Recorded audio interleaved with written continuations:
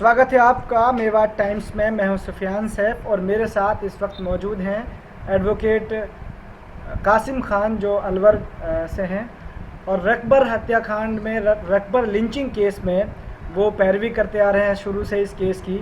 उनसे हम ख़ास बातचीत करेंगे क्योंकि कल के दिन जो है एक मुख्य आरोपी को पुलिस ने गिरफ़्तार किया है, रामगढ़ पुलिस ने, जो नवल किशोर शर्मा नाम से था और 3 साल से वो फ़रार चल रहा था। इस पूरे मामले पर हम एडवोकेट साहब से बात करेंगे कि इसकी पृष्ठभूमि क्या है, क्यों इतना समय लग गया इस मुख्य आरोपी को गिरफ़्तार करने में पुलिस को, और किस तरीके के आरोप इनके ऊपर थे। सर, बहुत बहुत स्वागत है आपका मेवात टाइम्स में। जी धन्यवाद। सर, थोड़ा सा पहले हम करंट स्टेटस जानना चाहेंगे इस केस का कि अभी फ़िलहाल इस केस में क्या चल रहा है, अदालती जो कार्रवाई है वो, और इसके साथ जो पुलिस की कार्रवाई है वो किस तरफ जा रही है। देखिए, अदालती कार्रवाई में तो इसमें 3 लोगों के खिलाफ जो पहले चार्जशीट फाइल हुई थी उसमें ऑलमोस्ट ट्रायल फाइनल हो चुका था और फाइनल आर्गुमेंट की स्टेज पे था। इसी बीच चौथे अक्यूज्ड की अरेस्टिंग हो जाती है। उसके बाद मामला थोड़ा लिंगर ऑन होता है और उसकी चार्जशीट आने में टाइम लग जाता है। अभी कुछ होता है इसमें, एविडेंस वगैरह चल रही है, लेकिन उससे पहले जो पुलिस की कार्रवाई है, पुलिस की अच्छी बेहतरीन कार्रवाई मानूंगा मैं तो इसमें कि पिछले 3 साल से पुलिस को गुमराह कर रहा था जो बंदा, पुलिस को गोल गोल घुमाया जा रहा था, जो मास्टरमाइंड था जी। नवल किशोर, इसकी पुलिस ने 3 साल बाद अब 173(8) में जो पेंडेंसी चल रही थी उसमें दोषी मानते हुए इसकी गिरफ्तारी की है। तो अब इसके खिलाफ फ्रेश तरीके से चार्जशीट फाइल होगी और फिर नए नए सिरे से ट्रायल शुरू होगा इसमें। इसके जो आरोप थे वो या ये जो बातें कर रहा था वो इस तरह की बातें थी कि मीडिया से अलग अलग जो बयान दिए इन्होंने कि पुलिस ने रकबर के साथ मारपीट की और फिर जो उस मारपीट की वजह से पुलिस कस्टडी में मौत हुई थी। तो उसकी कुछ सच्चाई है या नहीं है, उसमें पुलिस ने भी मारपीट की थी या नहीं की थी, या जो वहाँ लोग थे, जो भीड़ थी और जिसमें ये लोग शामिल हैं, उनकी ही मारपीट से रकबर की मौत हुई थी। इस संबंध में आपका क्या इन्वेस्टिगेशन है या क्या अब तक बातें आई हैं। देखिए, नवल किशोर के जो स्टेटमेंट है, मीडिया के सामने भी जो बयान आ रहे हैं इसके, और इसने जो अपने 161 के बयान में पुलिस को भी बताया है, ये सारा इस मामले में खुद को और इसके जो ये गौरक्षा दल के साथी हैं इनको बचाने के लिए कहानी घड़ी गई थी। अच्छा। सही मायने में इस रकबर लिंचिंग केस का जो मास्टरमाइंड है वो नवल किशोर ही है, जो इस घटना को अंजाम देता है। ये 4-5 लोग मिलके, 5-6 लोग मिल करके घटना को अंजाम देते हैं और उसी वक्त नवल किशोर वहां से पुलिस को लेने के लिए चला जाता है, खुद को और अपने साथियों को डिफेंस करने के लिए। और थाने पे जाकर भी, थाने पे फोन करके सूचना देता है कि इस तरीके से कोई दो गौ तस्कर थे जिनको पकड़ लिया है और आम लोगों ने पीटा है। जबकि सत्यता यह थी कि पीटने वाले यही लोग थे और जिनको जिनको असलम ने भी आइडेंटिफाई किया है। जो असलम ने इनको पहचान जब परेड भी कराई थी, असलम ने पहचाना भी है इनको, जो जो आई विक्टिम था, विटनेस है। आई जी। विटनेस है जो असलम, जी। रकबर का साथी जी, उसने पहचान की है इसकी। और उसी के आधार पे, उसी की एविडेंस के आधार पे आज नवल किशोर मुलजिम बना है। क्योंकि लास्ट में ये लोग, इनमें से कोई एक आदमी ये कहता है कि नवल किशोर, नवल का नाम लेते हुए कि इनकी स्थिति, मारपीट करने के बाद इनकी स्थिति थोड़ी खराब है तो जाके पुलिस को बुला ला। फिर नवल किशोर वहां से पुलिस को फोन करता है या लेने के लिए जाता है, जो भी कहानी घटता है वो बेस्ट तरीके से पुलिस को घुमाने के लिए कि मैं तो मुझे तो फोन किया गया था कि इस तरीके से कोई घटना घटी है, कोई तस्करों पकड़ा है। नहीं, जबकि सच्चाई है कि नवल किशोर खुद मौके पे था, नवल किशोर ने मारपीट की है और मारपीट करने के बाद खुद पुलिस को बुला रहा है, खुद को और अपने साथियों को डिफेंस करने के लिए। सरकारी वकील जो है अदालत में इनको पेश करने से लगातार कतराता रहा। इसमें इसके पीछे की कहानी क्या है। नहीं, सरकारी वकील की क्या बात है। नहीं, एक एक पोस्ट मैंने सोशल मीडिया पे देखी थी जिसमें एक वकील साहब ये लिखते हैं कि सरकारी वकील जो है उनको कोर्ट में लाने से मना करता रहा, कि उसकी मुखालफत करता रहा लगातार कि वो नहीं आना चाहिए केस। तो इसके पीछे कोई ख़ास वजह थी, सरकारी वकील क्यों आखिर इसको बचाना चाहता था। नहीं, ऐसा वाकया कोई मेरे सामने नहीं आया तो मैं इस पे कोई टिप्पणी नहीं कर पाऊंगा। चलिए, ठीक। सर, दूसरी बात ये कि इसमें कितने आरोपी अभी ज़मानत पर रिहा हैं, कितने जेल में हैं, और टोटल अभी तक कितने की अरेस्टिंग हुई है, इस बारे में भी थोड़ा आप बताएं दर्शकों को। 3 लोगों को घटना के वक्त ही अरेस्ट कर लिया था और चौथा जो विजय था उसकी गिरफ्तारी कुछ दिन बाद हुई थी, वो फरार चल रहा था। उसके बाद अब नवल किशोर जो इसका मास्टरमाइंड है, इसकी भी गिरफ्तारी कल कर ली गई है पुलिस के द्वारा। जिनमें से 2 बेल आउट हैं, बाकी अभी 3 को आप जेसी मान सकते हो। नवल किशोर को बापड़ता गिरफ्तार किया है, जिसकी पहचान परेड भी होनी बाकी है। जो आई विटनेस विक्टिम असलम है, उसके द्वारा इसकी पहचान भी जेल में कराई जाएगी। अच्छा सर, एक और चीज़ कि इस तरह के लिंचिंग केस कई सारे वाक़यात सामने आए थे मुसलसल उस वक्त।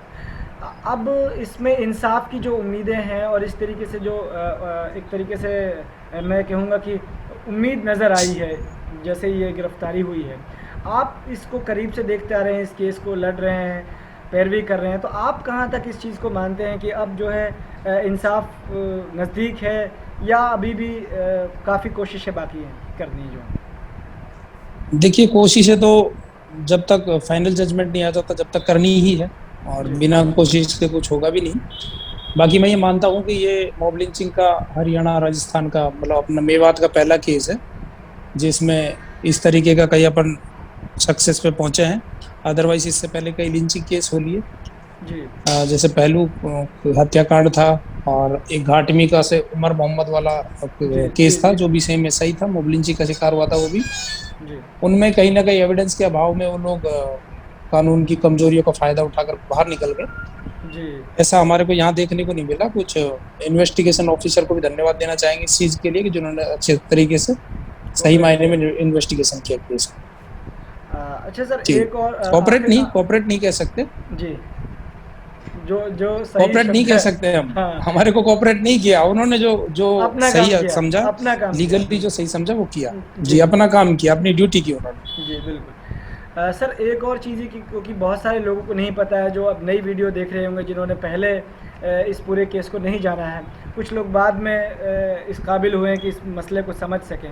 थोड़ी उस पृष्ठभूमि को, उस पूरे वाक़ये को भी आप दोहराएं कि ये पूरा मामला किस तरीके से घटा था, ये मॉब लिंचिंग जो हुई ये किस वजह से हुई, एक जो आइडियोलॉजी है जो इस मॉब लिंचिंग को अंजाम देती आई है और पूरा जो माहौल क्रिएट करती है, उस पूरे संदर्भ में भी आप थोड़ी गुफ्तगू करें। जी देखिए, ये तो किसी से छुपा नहीं है कि रकबर जो है गौ तस्कर नहीं था, ना उसके खिलाफ कोई पुराने कोई पेंडिंग मामले थे गौ तस्करी से संबंधित। जी गौपालक जरूर था वो, जो अपने बच्चों के लिए दूध की गाय लेकर के आ रहा था। साथ में अपने गांव के असलम को भी लेके गया है।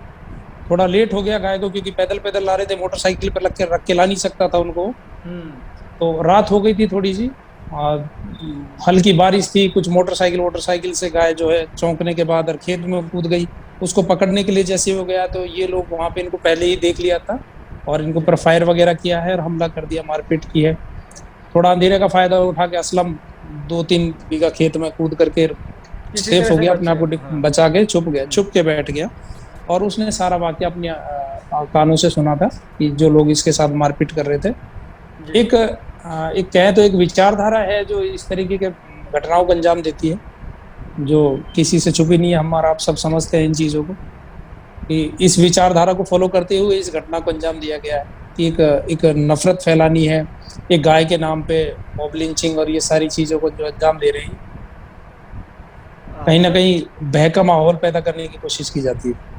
अब आखिरी संदेश आप और दे सकते हैं कि ये जो एक तरह से हम कह सकते हैं कि हम भी समाज का हिस्सा हैं और एक समाज के प्रति हमारी अपनी जिम्मेदारी है कि हम अपने समाज को एक बेहतर निर्माण कर सकें उसका, और कहीं ना कहीं अगर शुद्ध वातावरण होगा, अच्छी चीज़ें होंगी, सब कुछ ठीक होगा तो सभी के लिए बेहतर है। तो एक संदेश मैं आपकी तरफ से जानना चाहूँगा कि इस पूरे केस को और उसके बाद जो सारी चीज़ें आप देखते हैं लगातार अदालत में, तो और बाहर भी आपकी नज़रें होती हैं, तभी जाके कोई केस स्टडी ठीक से हो पाता है, तो आप क्या संदेश देना चाहेंगे इस पूरे हवाले से? देखिए, ये सरकारों का फर्क होता है। कई स्टेटों में अलग अलग सरकारें होती हैं, वहाँ लिंचिंग ज्यादा होती है। जब से यहाँ राजस्थान में सरकार बदली है तो कुछ स्तर पे लिंचिंग के केस कम हुए हैं। अदरवाइज अलवर राजस्थान में बात में लगातार इस तरीके की घटनाएं घट रही थी।